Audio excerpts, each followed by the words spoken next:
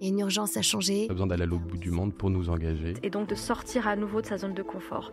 Il me semblait qu'il y avait quelque chose d'injuste. C'est un métier qui demande du temps. De l'empathie, c'est dur. C'est dur, mais c'est tellement gratifiant de faire des... À la fois c'est génial et à la fois ça nous terrifie. S'engager, c'est prendre ses responsabilités. Et puis il y avait l'idée aussi de montrer un exemple. Et lâche rien, fonce et avance quoi. Bonjour et bienvenue dans Les Engagés, le podcast qui donne la parole à celles et ceux qui nous aident à voir plus loin. Aujourd'hui, j'ai le grand plaisir de recevoir Gabrielle Légeret, fondatrice de L'Or dans les mains, une association qui sensibilise les jeunes aux métiers manuels et fait entrer la pratique de l'artisanat dans les collèges. Bonjour Gabrielle. Bonjour Aude.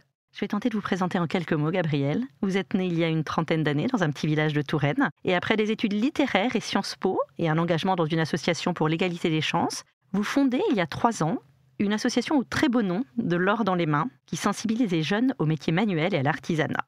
Est-ce que vous pouvez nous raconter ce qui vous a amené à cet engagement, Gabrielle ? Je crois qu'il y a eu plusieurs petites graines qui ont été plantées dans mon enfance et mon adolescence et qui ont fini par fleurir. D'abord, j'ai grandi dans un village rural. Et qui dit village rural dit beaucoup d'artisans, de manufactures, d'ateliers qui font partie de la vie économique, sociale et culturelle d'un territoire comme celui-ci. Je les ai vus peu à peu disparaître, en tout cas fermer, faute de transmission, faute de vocation. Parce que finalement, pendant quelques dizaines d'années, une vingtaine d'années, on a arrêté de parler de ces filières aux jeunes. Et parallèlement, j'ai trouvé que la période du collège était très difficile. Il y a quelque chose de très glauque dans le collège qui coupe brutalement tout l'émerveillement et l'élan de créativité qu'on peut cultiver en primaire. Et en fait, on est dans un système scolaire qui ne valorise qu'une seule forme d'intelligence, qu'une seule forme de réussite, et en fait qui place des millions de jeunes sur le côté sous prétexte qu'ils ne sont pas faits pour ce format-là. Donc, bon, oui, c'était un peu difficile pour moi le collège, sans doute parce que j'étais aussi très créative et que j'aimais pas trop l'autorité. Par contre, quand j'ai arrêté d'avoir des maths et des sciences, enfin, des trucs qui me plaisaient pas, là, ça a été beaucoup mieux. Donc, vous avez fait des études de lettres après, puis après, vous êtes venu à Paris, mais vous avez senti qu'il y avait quand même un décalage en fait, de cette génération, de ces jeunes. En fait, donc, je suis arrivée à Paris à l'âge de 18 ans, juste après mon bac. Et donc, j'ai fait Hippocagne et puis Sciences Po. Et c'est vrai que dans ces milieux qui sont plutôt urbains, intello, mais surtout pour des gens privilégiés, j'ai vu qu'en fait, il n'y avait aucune culture artisanale et agricole. J'ai un peu compris pourquoi aussi, peut-être que nos politiques publiques n'étaient pas souvent adaptées aux réalités du terrain. En tout cas, aujourd'hui, on en paye les conséquences de notre politique agricole, on le voit bien. On a attendu 30 ans d'avoir un plan métier d'art qui est sorti l'année dernière, mais c'était presque inattendu. Mais en tout cas, ce qu'on nous apprend à Sciences Po, c'est de créer des politiques publiques pour répondre à des trous dans la raquette. C'est peut-être ça que j'ai gagné là-bas, c'est de me dire, mais finalement, comment est-ce qu'on peut résorber ce trou dans la raquette de manque de transmission et de fragiliser autant les savoir-faire et aussi d'avoir un système éducatif qui ne donne pas du tout de place à l'intelligence manuelle. Et c'est comme ça qu'est né de L'Or dans les mains. C'est-à-dire que j'ai créé une association qui puisse s'appuyer sur des politiques publiques déjà existantes pour déployer des programmes dans les établissements scolaires. Pourquoi est-ce qu'il faut sensibiliser dès le collège les jeunes adolescents aux métiers manuels et artisanaux ? Alors, chez De L'Or dans les mains, on s'est arrêté en classe de 5e, après plusieurs expérimentations, parce qu'en fait, il faut agir en amont des premiers choix d'orientation, mais suffisamment en amont, parce qu'en fait, il faut changer le regard de toute une génération sur ces métiers.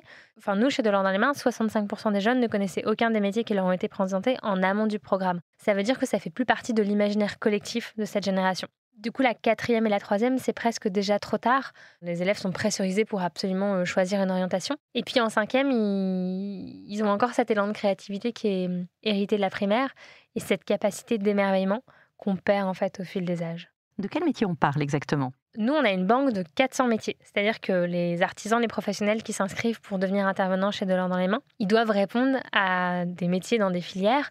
Donc, on a à la fois des métiers d'art qui peuvent être ébénistes, doreurs, sculpteurs, tapissiers, enfin vraiment des métiers d'art.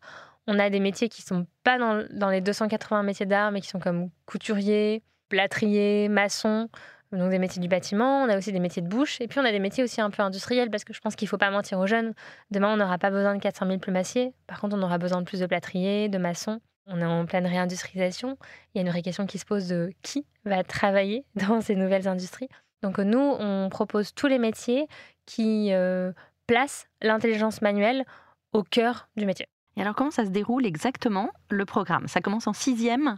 Alors, donc, c'est un programme de 12 mois qui démarre en 6e ou en 5e et qui est d'une durée de 15 heures et qui va s'articuler à la fois entre des temps de pratique où des artisans et des artisanes viennent animer des ateliers de pratique manuelle en classe. Donc concrètement, il faut imaginer que quand on a au collège de Sèvres, par exemple, 250 élèves en 5e, on vient avec 25 artisans, parce que c'est un artisan pour 10 jeunes. Le collège se transforme en plein d'ateliers. Donc on a un atelier menuiserie où le jeune va fabriquer un nichoir en bois avec un menuisier, une autre qui va faire de la dorure à la feuille. Et puis tous ces ateliers ont comme point commun de créer des liens entre le programme scolaire et la pratique artisanale. Donc nous, on a tout un accompagnement des artisans pour arriver à ça.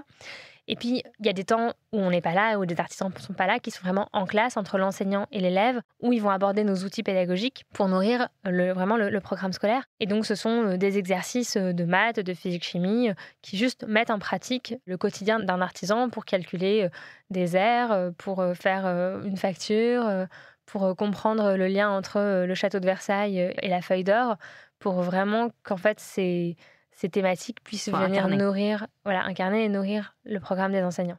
Et donc en 3 ans, vous avez formé, entre guillemets, combien de collégiens ? 5200.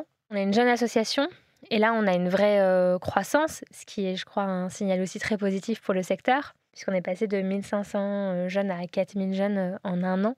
Et donc on va être à peu près à 5500 jeunes formés et l'idée c'est d'augmenter année après année le nombre de jeunes bénéficiaires. Donc vous prenez votre bâton de pèlerin et vous allez dans les collèges. Vous avez les collèges qui vous sollicitent. Si moi je suis principale d'un collège, est-ce que je peux appeler de l'or dans les mains et leur demander de venir faire des formations ? Alors on a 180 collèges sur liste d'attente. Il y a un vrai engouement des enseignants, ce qui est un signal résolument positif. Ça veut dire qu'aujourd'hui, les acteurs de l'éducation nationale ont vraiment conscience du fait que c'est important de replacer l'intelligence manuelle au cœur du projet pédagogique, parce qu'en fait on a des enseignements qui ne correspondent plus aux enfants aujourd'hui. Et donc les collèges peuvent candidater sur notre site internet s'ils sont dans nos 6 régions d'implantation. Et puis on a un comité de sélection chaque année. Et donc là, qu'est-ce qui manque pour satisfaire ces 180 collèges sur liste d'attente ?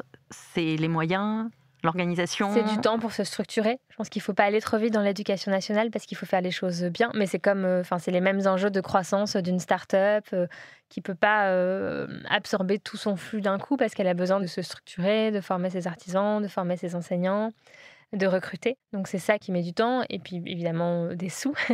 Mais je crois surtout en fait une vraie politique publique pour replacer l'intelligence manuelle au cœur du projet pédagogique et du coup systématiser ça pour tous les collèges. Plus de 5000 collégiens, ça fait beaucoup d'enfants, de jeunes. Est-ce qu'il y a 1 ou 2 cas qui vous viennent à l'esprit ? J'imagine qu'il y a autant de cas et d'émerveillements de jeunes collégiens que d'histoires. Est-ce qu'il y en a 1 ou 2 qui vous vient à l'esprit, que vous pouvez nous raconter ? Oui, en fait, ce qui est assez extraordinaire, c'est que quel que soit le niveau ou la situation du jeune, il va être tout à coup placé en situation de réussite dans un système qui ne le place pas toujours en situation de réalisation de soi ou de confiance en soi.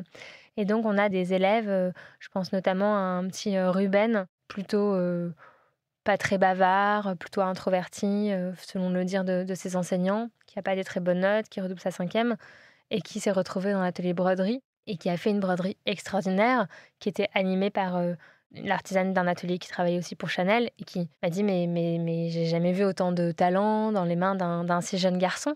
Et en fait, ça a aussi transformé le regard de ses enseignants, en disant mais en fait cet enfant il n'est pas que introverti et mauvais à l'école, il a aussi d'autres talents. Et donc cet élève il pourra faire son stage au sein de l'atelier de l'artisane s'il a envie en classe de 3e et on espère comme ça susciter des vocations. Au-delà de l'association de l'or dans les mains, qui a été primée à plusieurs reprises ces derniers temps, il faut, selon votre conviction, agir à plus grande échelle. Et vous avez été nommée récemment référente scolaire pour les métiers d'art.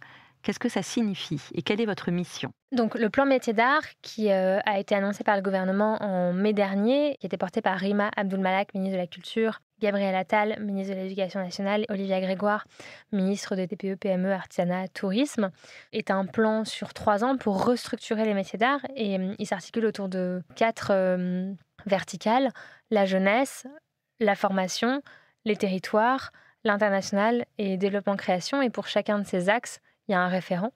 Et donc sur l'axe jeunesse, chacun de ces référents avait contribué à faire des propositions dans le cadre du plan.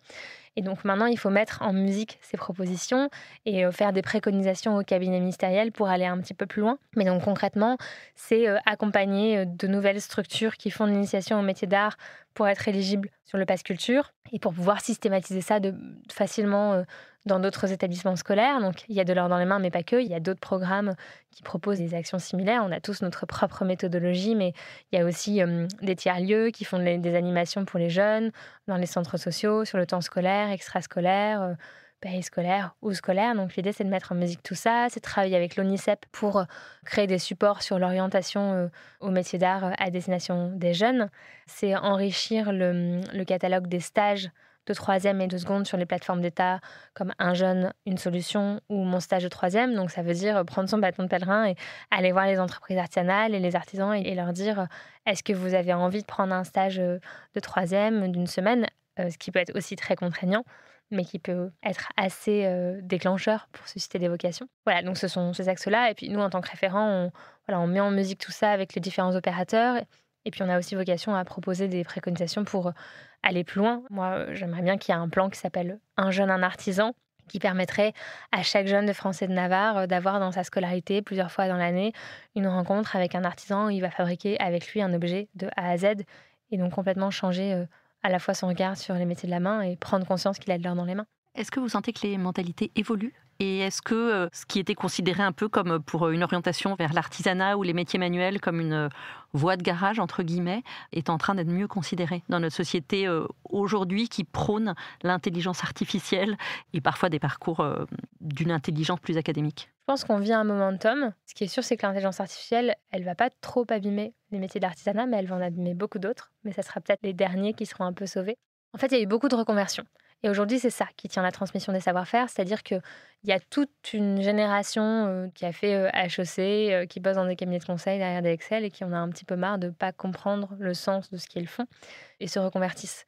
Mais par contre, il y a toujours beaucoup de stéréotypes dans les classes de 3e, de seconde pour l'orientation de ces jeunes à ce moment-là.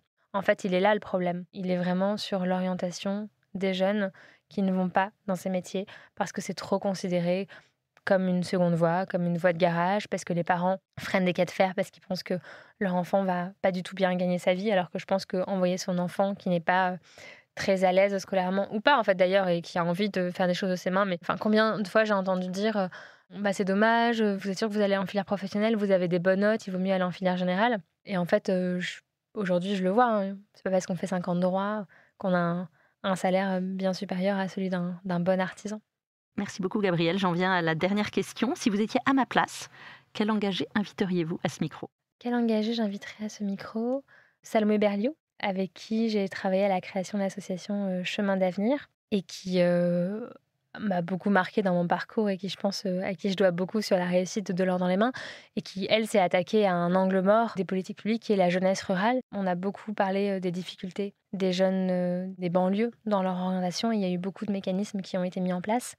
Mais en fait, la jeunesse rurale, pas trop, alors qu'elle cumule des difficultés à l'heure de l'orientation, qui sont la mobilité, l'autocensure, le manque de confiance en soi, le manque d'opportunités. Elle a créé Chemin d'avenir il y a 7 ans maintenant, qui a déjà accompagné plus de 15 000 jeunes et qui a aussi travaillé à ce qu'il y ait des politiques publiques adaptées à cette population. Merci beaucoup Gabrielle Légeret. Je rappelle que vous êtes fondatrice et directrice générale de l'or dans les mains et que vous faites aussi des podcasts qui sont à retrouver, parce qu'on n'en a pas parlé, sur Spotify et sur votre site delordanslesmains.com. Merci beaucoup. Merci Aude. Merci d'avoir écouté ce podcast. Je suis Aude Cérès, rédactrice en chef au Figaro. Vous pouvez nous retrouver sur Figaro Radio, lefigaro.fr et toutes les plateformes d'écoute. Si vous avez aimé ce podcast, n'oubliez pas de vous abonner et de donner votre avis sur Apple Podcasts et Spotify. À bientôt.